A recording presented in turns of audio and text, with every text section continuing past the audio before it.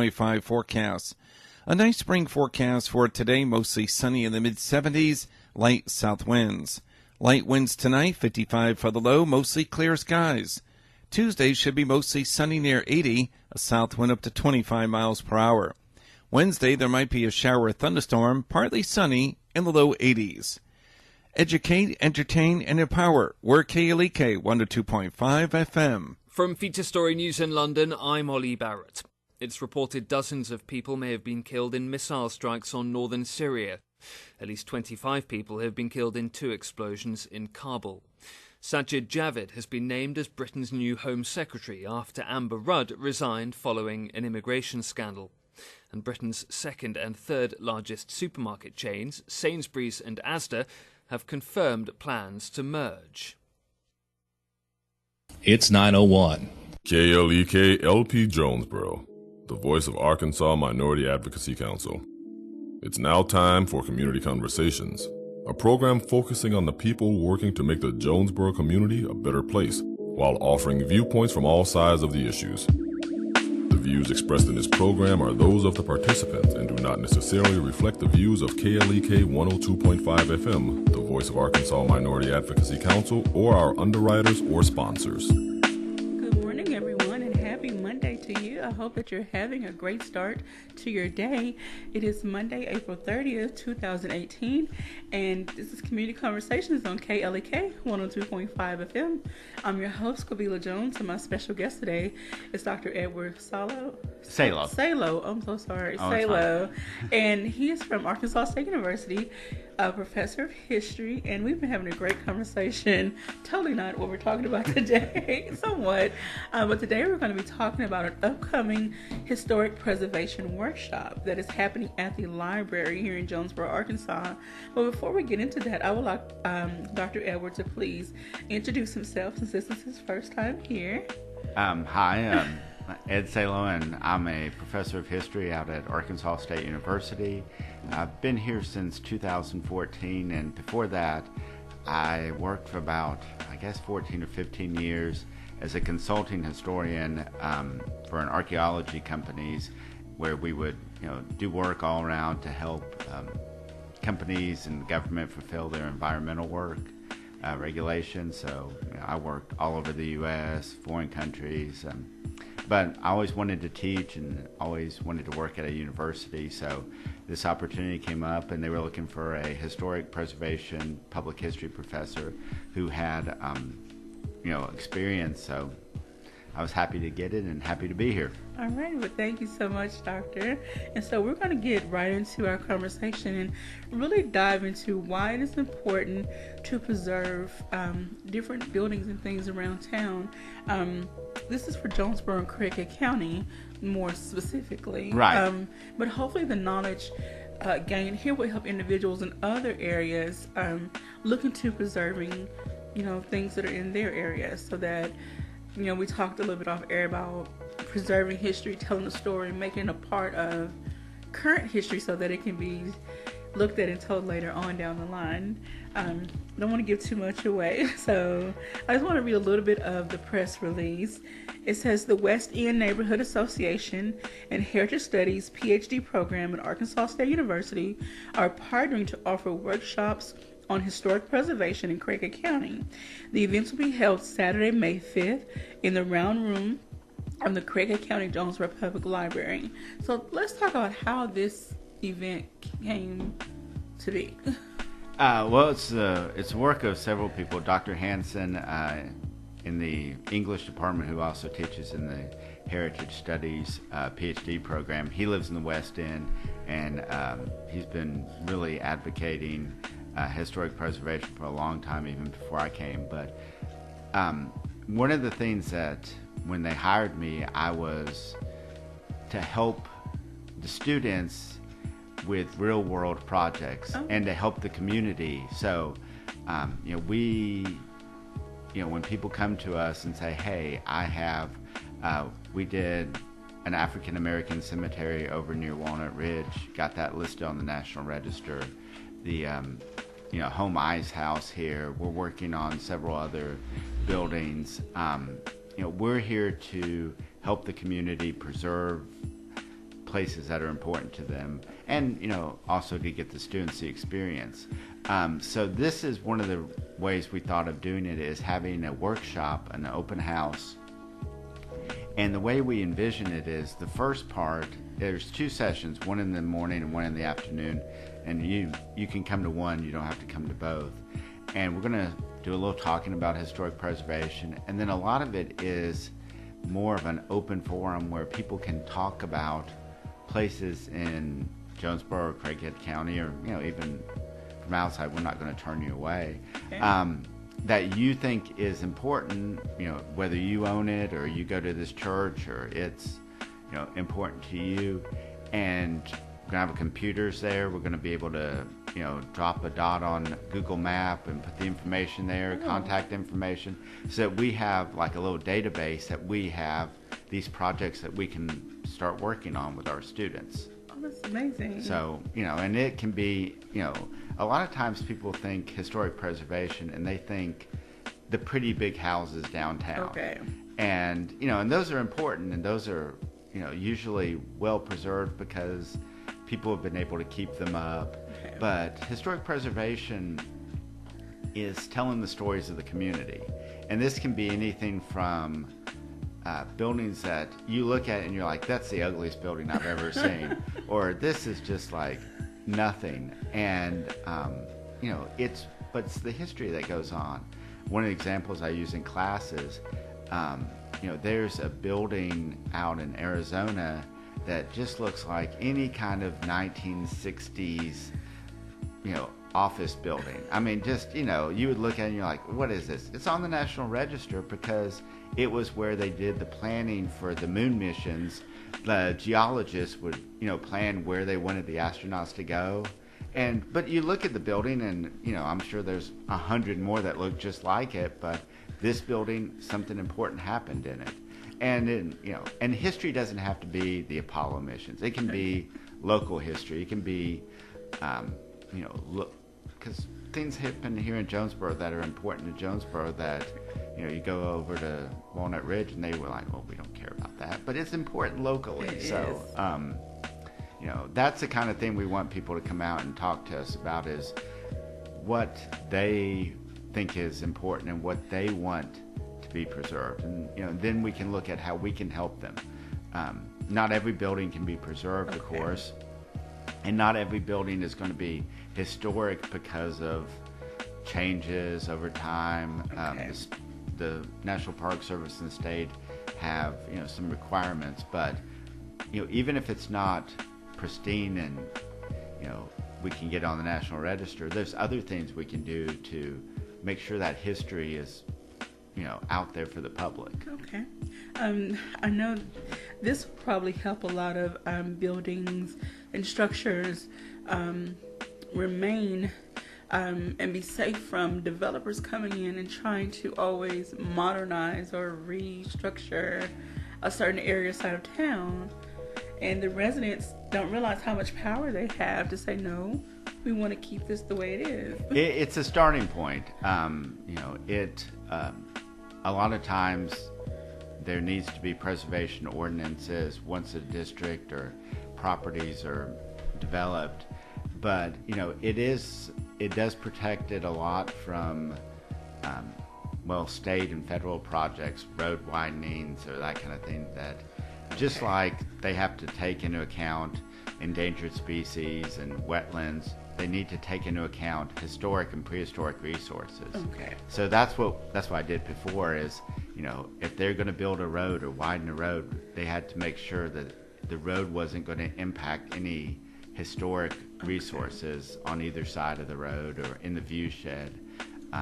We've had one, I remember, in Florida where there was a historic African American church and they wanted to widen the intersection, and no one really, I guess in the initial plans, went out there and looked. But when we did our report and turned it in, the engineer was like, well, I guess we're not going to take any from that side of the road. And I'm like, that's probably a smart move. So they moved it to the other side, and the building was preserved, and people got their road, and no problem there. That's amazing. And that just goes to show that how many different agencies and departments are working together. So many people want to see improvements, let's just say with the roads, but there's so much behind the work planning and logistics that goes into it. You can't just say, oh, I want to widen the road here and just tear up stuff and go for it. Right. And then even when building other properties, you have to consider what's around it before you start building. Yeah, I mean, when they put up a new post office, they have to figure out what's around it or anything like that. So yeah, it's important in knowing. And then just in communities, knowing the history and knowing what areas are important to people. And a lot of times, it's people don't know until it's too late. Okay. And that's one of the important lessons that we've learned in the preservation and history of the history of historic preservation is a lot of times it's when a community loses something that is important to them. Yes. Is when people start really getting interested in historic preservation, because they don't really think about losing stuff until it's gone. Yeah. Unfortunately, and that's what we want to kind of try to get ahead of, is to know these things so that we're not sitting here in a year or so talking about, oh man, it was so nice before we. So. Yes, sir. I want to give a couple of Facebook shout outs. Shout out to the people that are watching. I can't see everyone, but Miss Billy Hill and Miss Judy Higdon Salo. Oh, that's my mom. Oh, hi. She said, yay, glad I figured out how to watch. But thank you for joining us this morning. Yeah, she's down in Florida, so. Okay. Well, that's awesome. All right, so talking about, preserving history and these different, say, buildings or monuments or whatever the case may be, let's talk about why it's so important to preserve these different structures. We have people that are now, they're in their, let's just say 30s, that probably do not know most of the history about the city that they live in, their own right. city. And Jonesboro is one of those communities with the university and the hospital that a lot of people from outside the area come in to live here, like me. And, it's not, we didn't grow up here, so a lot of the history that people know that have grown up here, we don't know. And but historic places are important because they tell the stories, and it's so much easier when people can see the places.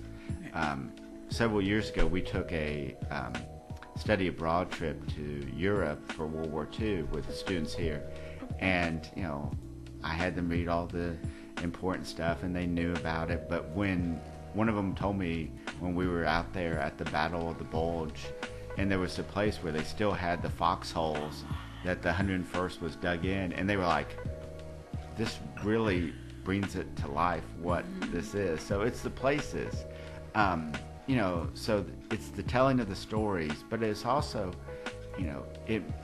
saving buildings makes a town proud of its heritage. And, even stories that are more difficult to tell, it still is pride. And then there's always the environmental aspect of, it costs a lot of money to build a building. Yes. And if a building's already there, it's going to cost probably not as much to get that building up to code or for whatever use than to tear it down, take all that stuff and dump it somewhere, and then build a new building. Okay. So, there's different ways, and people like older buildings. Okay. They like new houses, but a lot of people like the craftsmanship and the way older buildings look. And it doesn't even have to be houses. They like to go to restaurants that are in older buildings, and so. All right, we have another Facebook comment from Miss Tina Clark F. East. Oh, she was a former neighbor. Okay. She says, hi, Dr. Salo. So thank you everybody for tuning in. I hope that you are making plans. If you live in Craighead County, Jonesboro, and the surrounding areas, making plans to go to this workshop on Saturday. Again, there are 2 sessions from 10 to noon and from 1 to 3. But we also have to mention at noon there will be a keynote speaker. Right. The state historic preservation office is sending up some people from Little Rock, and they're going to talk about the process. They're going to talk about what they can do to help, answer any questions. They're they're the ones that are working with the Park Service to ensure that buildings in Arkansas get on the National Register that need to be. They also administer the state register. If a building doesn't meet the criteria of the National Register, but still important. Okay. We have a state register that the requirements are a little lower because it's for the state. Okay. But it's it still wants to recognize important places in Arkansas history, and and that's. They put those up on their website, so you can look at those and see what's in the community. Alrighty, and we want to mention all these sessions are free. All are free. So no one has no excuse. No, and it's last I checked in the weather, I don't think it's supposed to be too bad that day. So swing by. You don't have to go to either one. We work around your schedule, and then go out and enjoy the rest of the day or walk around the neighborhood. And I want to highlight the library here in Jonesboro. They're constantly upgrading their equipment and different services. So while you're at the library for these different workshops, go check out their microfiche and other services and other things that are resources that are available. You can look up history that way. Oh, yeah. In my classes, I teach classes on historic preservation and architectural history, and we're doing an architectural field school this summer where we're looking at 2 historic cemeteries down in Helena, getting them on the National Register. One is the Jewish cemetery, and one is one of the African American cemeteries.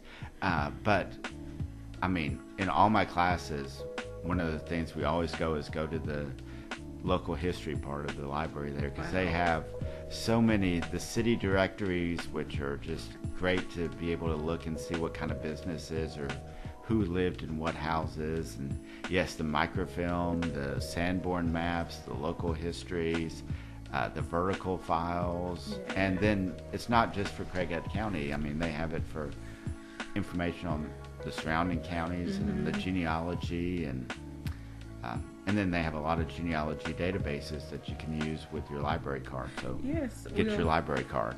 Also want to point out that it's free. It's free. All free. So you have all of these resources, so tap into them.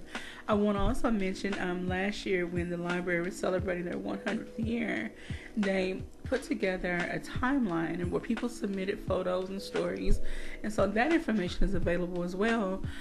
I remember seeing a picture of a building downtown Jonesboro. There used to be a hotel. So there's so much rich history here that needs to be preserved for the generations to come. And that's one thing that's mentioned in the press release. We want this information to be preserved so that generations to come can continue telling the story. And the history of our area will live on. And even the library itself is a really interesting architectural building with the modern style by Stuck and Associates, one of the firms that's still here in town, and it was it's one of the great examples, that in the Jewish temple next door, of the mid-modern architecture. So even in a building that's really architecturally important. Yes, sir. Miss Tina says, Miss Betty Hayes says, good job, Ed. And Miss Judy says, Betty's correct, good job. So thank you all for tuning in.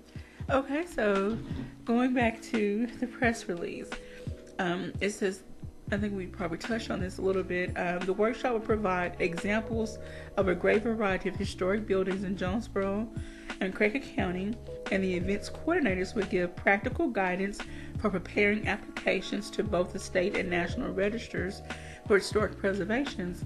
Can you give us maybe a few details on what are some of the requirements? We have about 2 minutes left in this segment. Okay. Well, first of all, the base requirement is it needs to be 50 years old or older. Okay. Now that's flexible because of things that are exceptionally important, but for the most part, it's 50 years. Okay, 50 years. It needs to be associated with a historic theme or event, and this can be anything from an actual event to the settlement of Jonesboro or African American history or, the history of the development of railroads or, so it can be broad. Okay. Or related to a historic person. One of the things we're working on, and the last thing is the Johnny Cash Boyhood home. Okay. And we prepared the nomination for that, and it's associated with Johnny Cash's early years where he got a lot of the inspiration for his music from his upbringing there. It can be an example of an important architectural or engineering style. Okay. And then they also have it basically for archaeological sites that it can give us information. So it has to be associated with one, doesn't have to have all four, but one of those. Okay. Then we prepare what is called a determination of eligibility form, which is just a form we send to the state so that they can kind of say, yes, keep going, or no. Okay. And then we help prepare the nomination process. So. Okay. All right, so we're going to take a quick break. So everyone, please don't go anywhere. We're going to take a break, and we'll be right back after these messages. You're tuned in to Community Conversations on KLEK 102.5 FM.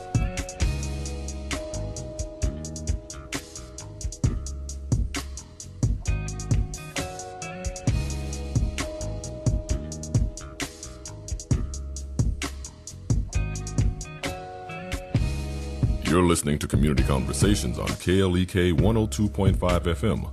We'll be right back.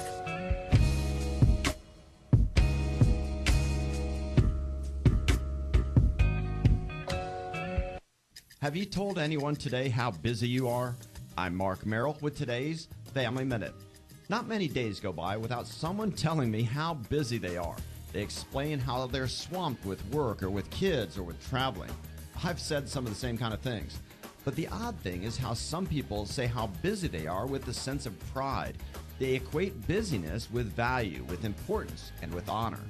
Here are 3 reasons why busyness is not a badge of honor. First, it harms our kids. When we think busyness is good, we then impose it on our kids. We create an environment where our kids constantly run from one activity to the next. As a result, they feel pressure and get anxious. For more reasons why busyness is not a badge of honor, check out my blog at markmerrill.com.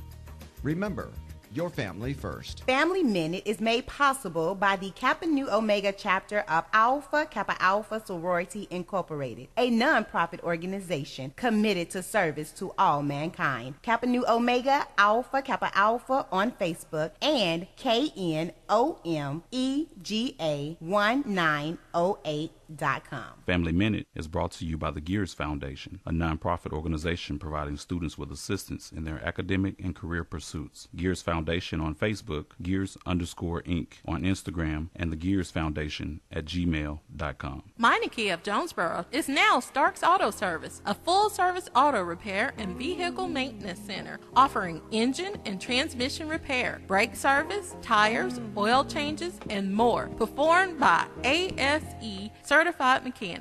The all-new Starks Auto Service, 2813 South Caraway Road in Jonesboro, 870-204-7112. Starks Auto Service, Jonesboro.com.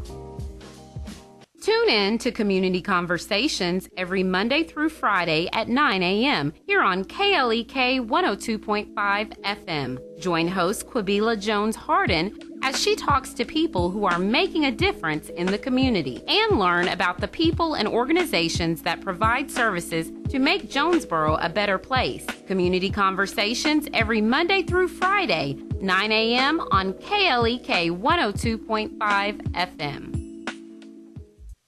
The Epic Center, located at 1899 Hasbrook Road, County Road 333, is Jonesboro's newest venue for entertainment for the entire family.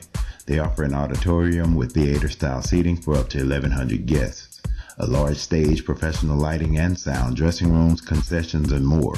Available for weddings, concerts, pageants, birthday parties, showers, and more. Booking and other information is available at Epic Center Jonesboro on Facebook, epiccenterjonesboro.com, and at 870-530-5841. This portion of KLEK programming can be made possible by your business. Your support will help in educating, entertaining, and empowering the community by supporting local talent, serving the community you love, and providing information on issues you care about from a different perspective. Call 870-203-9951 or visit klekfm.org to learn how we can help connect you more with the community, or visit us at 1411 Franklin Street. KLEK 102.5 Jonesboro, educating, entertaining, and empowering the community.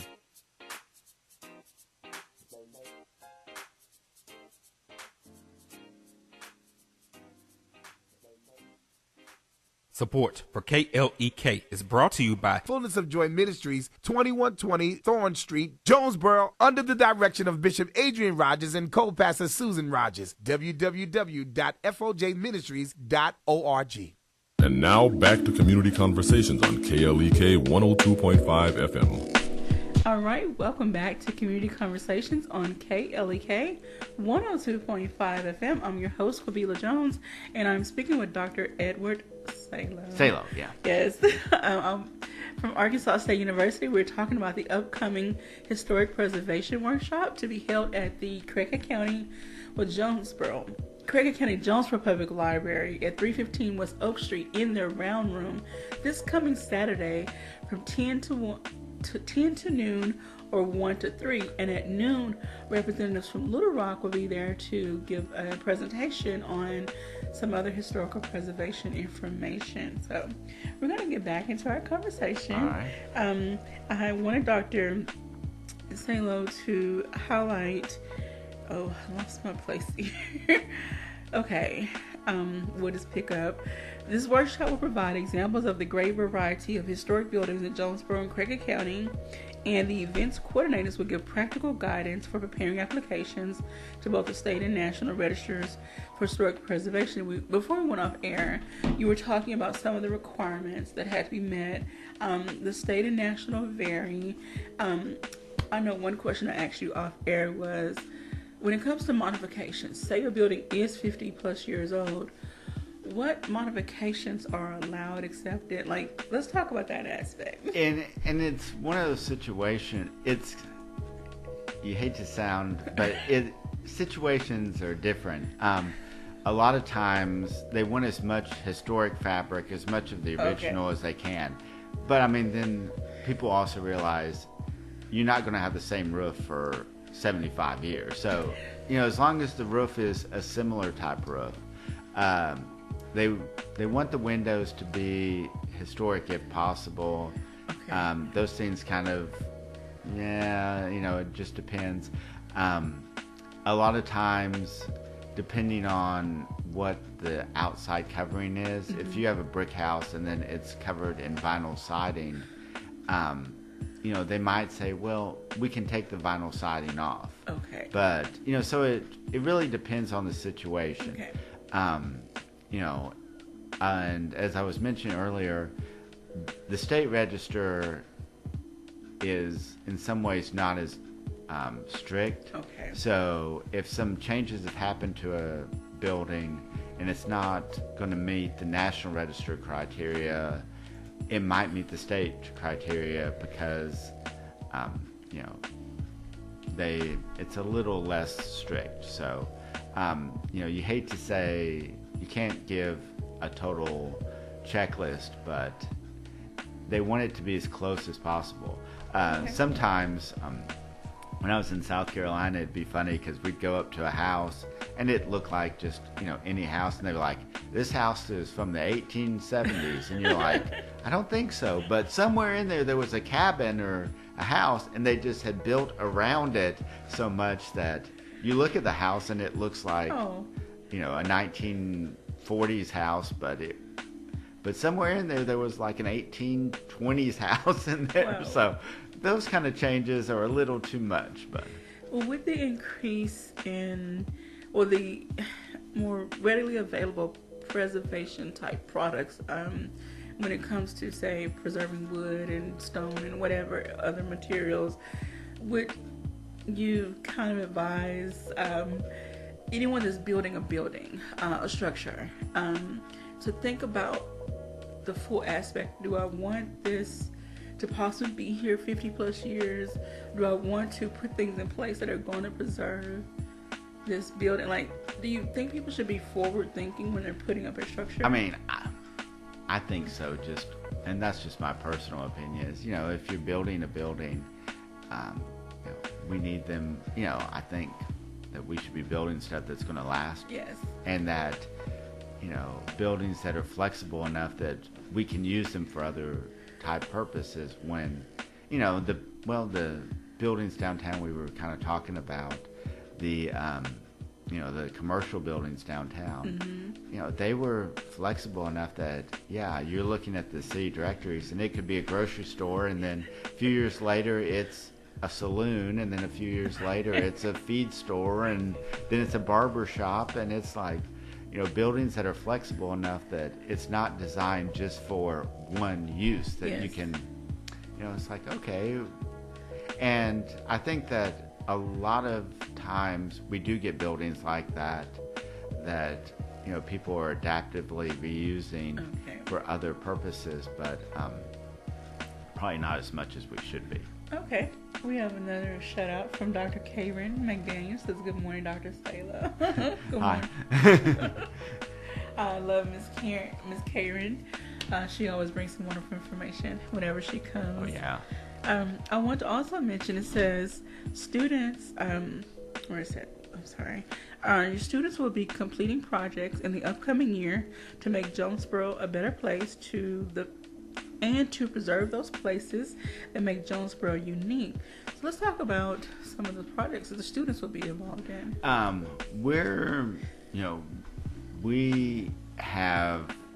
got 3 layers of students that I work with. The PhD students who are working on the Heritage Studies PhD, and they are looking at all different aspects of heritage, from musical heritage to places, to religious heritage. And then we have master's students who are working on their master's with an emphasis in public history.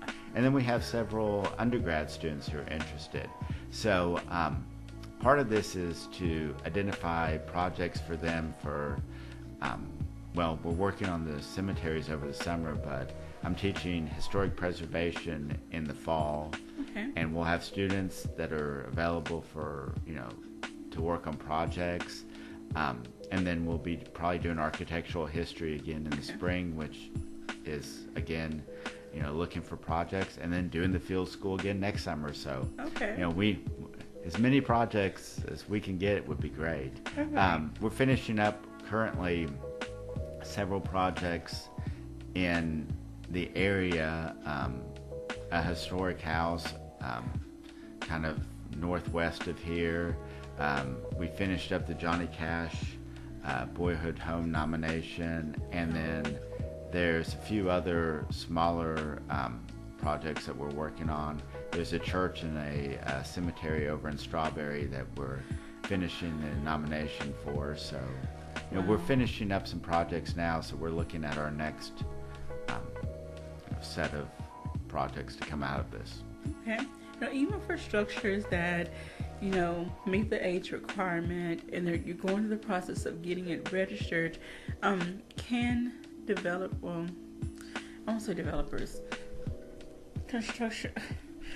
people who are working on it, to, repair odds and ends, can they also do those modifications?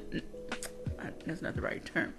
Can they also do those things that are going to preserve? Just take the wood. Wood is one of those things that breaks down very quickly. So can they do what's necessary while you're waiting for approval or, denial?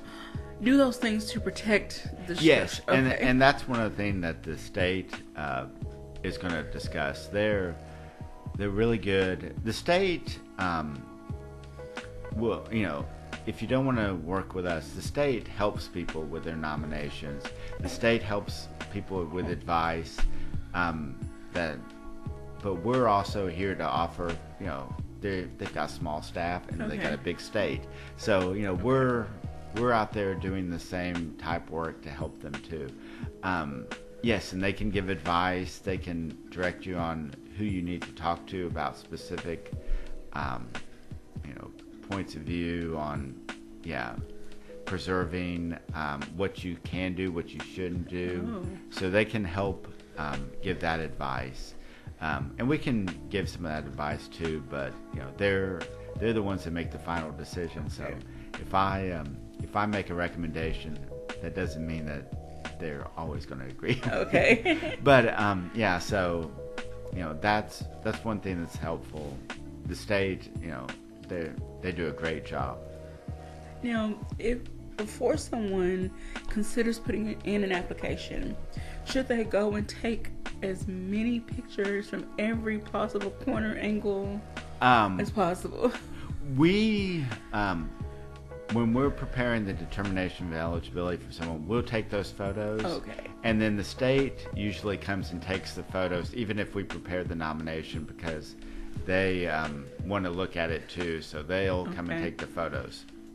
Okay. One thing I wanted to say, though, about getting things listed on the National Register or the State Register, a lot of times people have a fear that, it's going to be on the National Register and I can't do anything to it. Okay. But,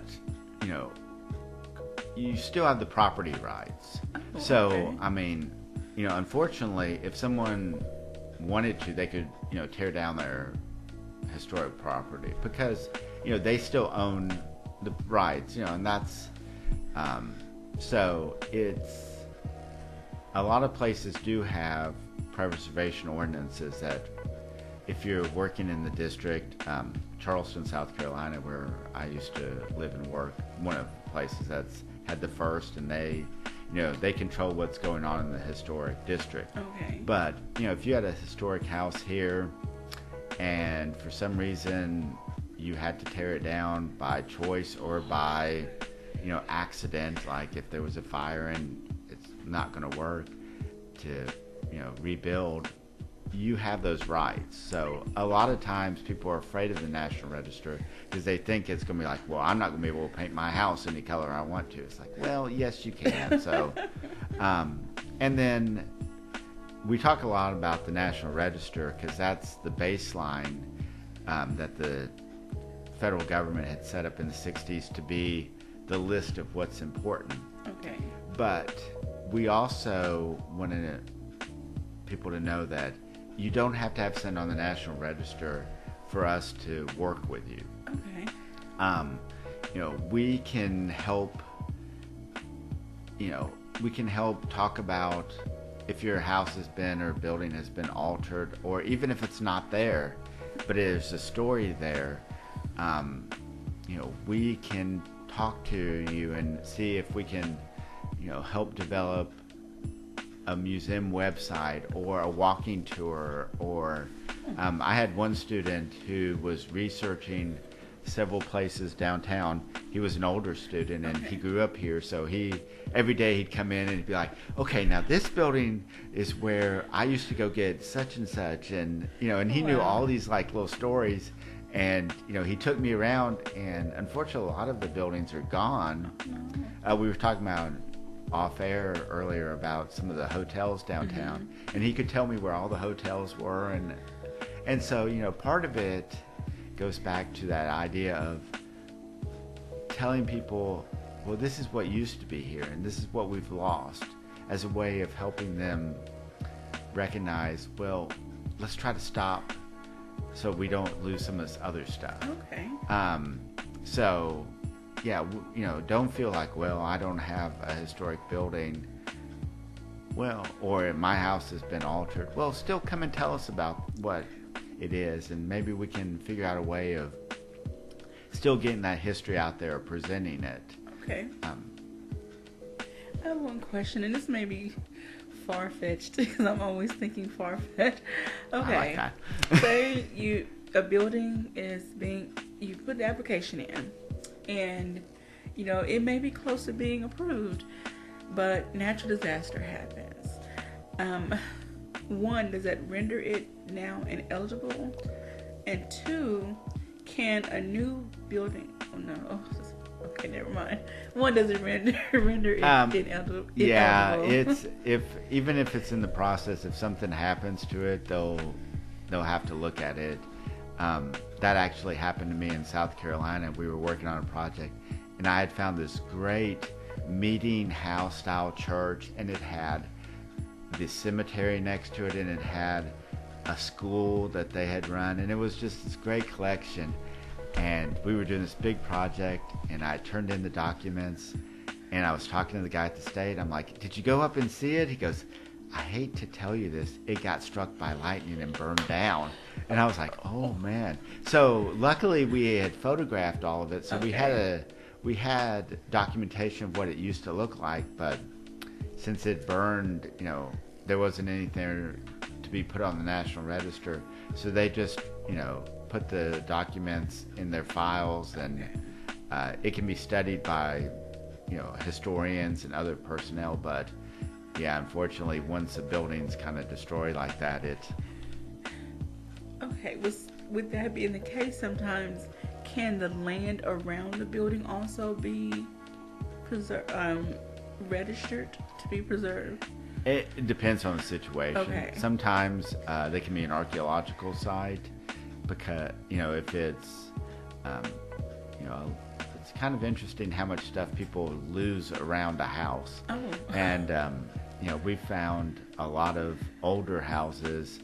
You find some great archaeological sites just around the house where people have done work outside or played or thrown their leftovers out there, and you can see what archaeologists can figure out what bones people ate and figure out what kind of food.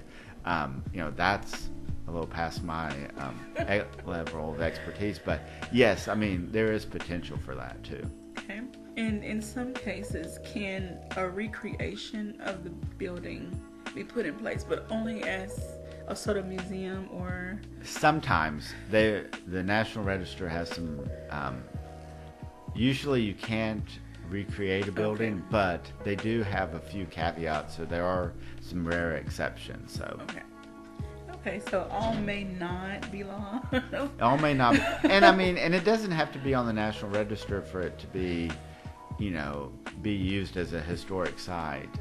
There's places where I've seen, of course, historic markers that tell you, this used to be, there's one I can think about in Nashville that was always at a parking garage I used. They used to have a huge Jewish temple there.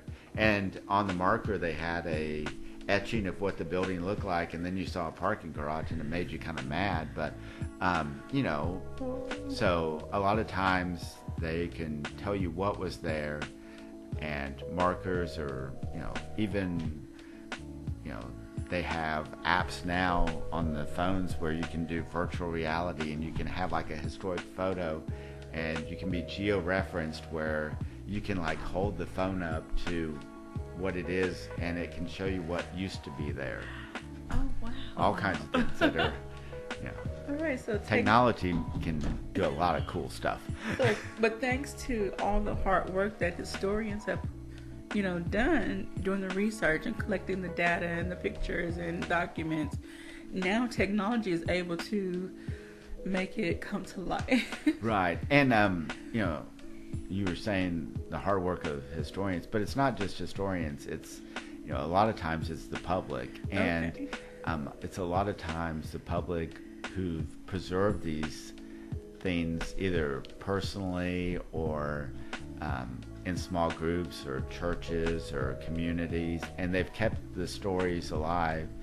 And then that's when, when we can get in there and help them. Because, a lot of times history of certain groups aren't listed in the books. Like we were talking about, the library has a lot of great local history books. But you go in there and there's groups that are just not included.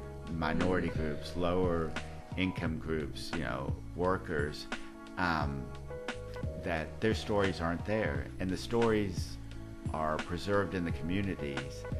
And a lot of times, over time, people may not think their stories are important because they're not in the book.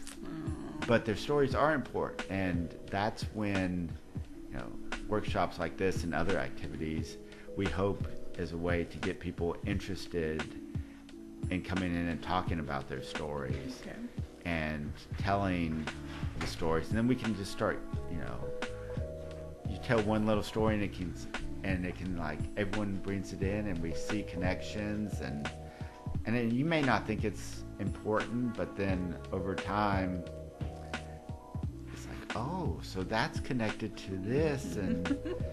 And so, yeah, it's, that's one of the great things about history, is finding those stories. One time when I was working in South Carolina, I was doing a project and out in the rural area, and there was some buildings, and I was talking to some guys at the gas station. He goes, "You need to talk to my grandma." Okay. And so he took me there. He goes, "But she watches her stories in the afternoon." He goes, and she goes, "I'll talk to you in the commercials." So I sat there and just watched luckily I'd seen those with my grandmother, so I knew sort of what was going on, but then in the commercials she let me talk. Oh my goodness. Okay, we're going to take another quick break. I want to say good morning to Dr. Sharice Jones-Branch, who's checked in with us, so thank you. Okay, so please do not go anywhere. We will be right back after these announcements. You're tuned in to Community Conversations on KLEK 102.5 FM.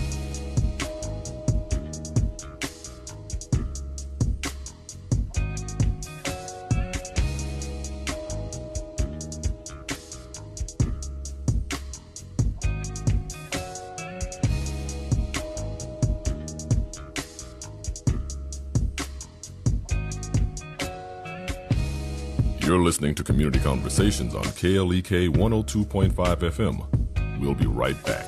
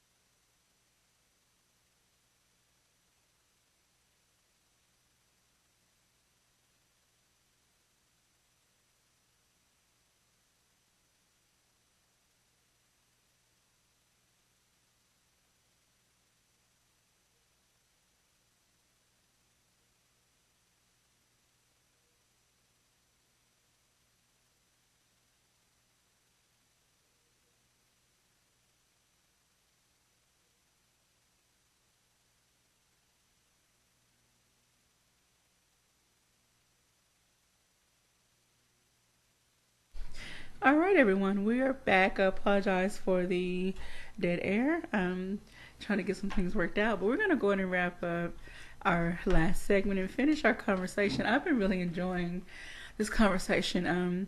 Dr. Salo. Okay, I'm going to get it right. Salo and I have been talking way before the show. I'm studying sociology, and it's just interesting how history and sociology and archaeology, all those different things go hand in hand, even though they are, well, actually they're in the same building, the humanities building. Yes. So we're kind of in the same, ballpark there. But they all go hand in hand. For many who Gears may not Foundation, know, a nonprofit organization providing students with Now the assistance in commercials are their back on, so academic we'll be and career back. pursuits. Gears Foundation on Facebook, Gears_Inc. on Instagram, and the Gears Foundation at gmail.com. Money Matters is brought to you by Bancorp South, offering checking, savings, loans, credit cards, and wealth management. 5 locations in Jonesboro to serve you. www.bancorpsouth.com or 870-972-9800. all right, we're sorry about the interruption. We're going to try to get through this conversation. We apologize for that. Okay, so again, sociology, history, archaeology, all these things are connected because you're studying the past to create a picture and a story for the future, present and future, for generations to come. And I would love for more people to stop holding on to those valuable stories that they have. It may not seem significant to you, but it is significant to someone somewhere. I want to give a shout out to the individuals that put together the display at Ewan Watson Center over on, don't quote me on the street, but it's on the east side of town. Yeah. There is a wonderful, wonderful African American history display museum, and it's about the history, the African American history right here in Craig County, Jonesboro. So I would encourage everyone to go over and see that. Any other places you would like to suggest that people go check out where they can get some more information? Well, I mean, I'm just an advocate for people to get out to any historic site. We have a museum on campus that they've redone some of the exhibits there. So, if you were like, oh, I went there, well, they've redone some work and it's really good. So, I would advocate going there. Any of the local museums, historic sites, state parks, and then if you're not seeing something that you're interested in, talk to them. Okay. A lot of times that's how new exhibits and new things appear, is people, start asking questions and wondering why, hey, well, what about this or what about that? And then, the staff can do some research and add that to their narrative. So, there's always something to learn. Yes. I always like to go to new museums and see what you can find, and and if you're interested, every museum I've ever been to has been more than happy to take volunteers in. Okay. I'm sure. From the smallest to the largest, they're more than happy to get volunteers. All right. I would like to also give a shout out to Dr. Marty Allen and her crew. Oh, yeah. At the Arkansas State University Museum. They do great work. They are very instrumental in bringing wonderful exhibits here. I also met with another lady from the library. They just brought an exhibit concerning World War One, and they did a lot. They presented a lot of information on veterans that were right here from the Jonesboro, Craig County area. So that was a valuable piece of history that was shared. And they had different lecturers. I know Dr. Branch was one, and some other lecturers came and presented information about people right here in our own area. So that's why it's important to preserve sites, buildings, stories, anything that can bring our history forward for future generations to come. And it makes it more relatable to our students.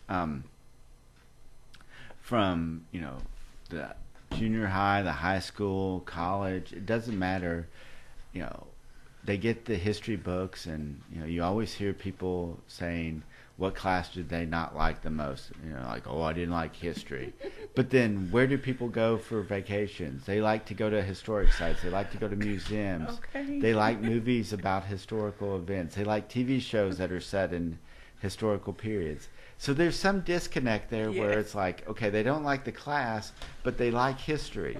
Okay. And so that's what we're trying to do is help people, understand, get those places to help people understand. So if you like the Civil War, we'll find some places related to the Civil War, and it doesn't have to be a battlefield. It can be other places that tell the story, or World War I or World War II. We have that statue downtown commemorating the World War I right there in the courthouse, and that tells a story. And the fact that those veterans that came back, they were instrumental in raising money to buy that, and then they also started a club that became the American Legion, here. So, you get those stories and you get those connections. And then, the university has such a rich history, and, I'm really proud to see them, preserving the Kay's House, the restoration of Wilson Hall, the commemoration of the Circle, so they're recognizing their history and working to do what they can to preserve. If they can't preserve the houses, preserving with the Circle, they preserved the name and what happened there and why it was important. So, you don't always have to preserve the actual building to preserve the history. Okay, alrighty. And so now the new students that are getting to live in those new housing developments, they can take that history with them and, get to learn more about those professors that made a huge impact on the campus of Arkansas State University. And they can hopefully pull from their stories to make them better students. Say, okay, I want to leave my mark on the world. Not necessarily doing something to get famous, but I want to leave an impact on someone's life. Yes, along with that comes recognition, but what's your driving force behind what you're doing? Me?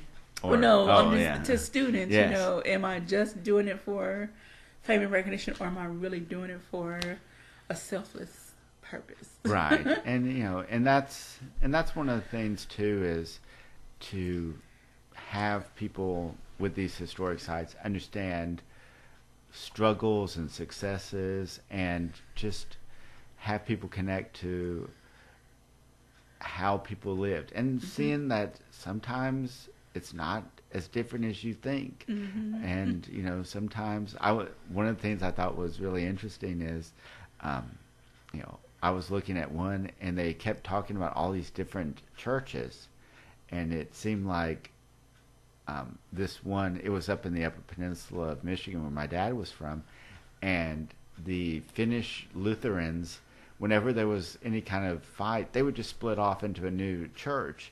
And I'm like, well, that's no different than, you're like, yeah, that happens, you can take that and drop that anywhere. But, seeing that people's, things that happened, hundreds of years ago, some of that stuff still happens today, and it's not anything, So do you think that could be, I don't know, maybe somewhat relevant? I know that people choose to worship different ways. I know this is not about religion, but just to kind of pull off of that a little bit, while there are so many churches in some areas, and there's all different, there's all different reasons, and there's all different causes. But hey, it happened then, it's happening now. So all right. So we are back with our timer. So we have like 2 minutes left in this segment. So I want to wrap up. Make sure we get some more vital information in.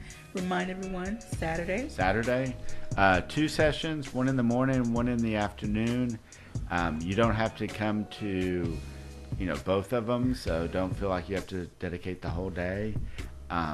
We're going to, in each session, start out talking about historic preservation, talking about what is already historic in Jonesboro and the area, and then the rest of the time is going to be the open forum to get people to talk to us about what they think's important and historic in the community. And like I said, we're going to have computers there with Google Map so that you can, point out the spot if you don't know the address, and we can drop a dot there, get the contact information, and even if it's not yours, just if like, oh, this is my cousin's, here's their name, you can do that too. So okay, all right.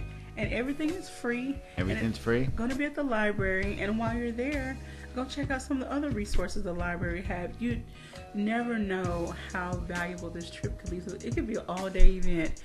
Go for the first session at 10, stay for the speaker at noon, and then visit the library and use the other resources, later on throughout the day. So we hope that you enjoy Saturday. Make plans to go out 10 to noon or 1 to 3, but there will be a special speaker at noon. Again, this is free. The library is located at 315 West Oak Street in Jonesboro, Arkansas. I can't thank you enough for joining us today. Thank you so much. We're definitely going to have you back and talk about some more history topics. I really enjoyed this conversation today. Well, thank you so much. I enjoyed it too. I thank everyone who tuned in and gave their feedback. Again, if you live in and around Craig County and Jonesboro, make plans to go out to the library this Saturday. And like I was saying, we're looking to help people get things on the register or documented. So and our services are free. So thank you for listening to Community Conversations on KLEK 102.5 FM. A program focusing on the people working to make the Jonesboro community a better place while offering viewpoints from all sides of the issues. The views expressed in this program are those of the participants and do not necessarily reflect the views of KLEK 102.5 FM, the voice of Arkansas Minority Advocacy Council, or our underwriters or sponsors.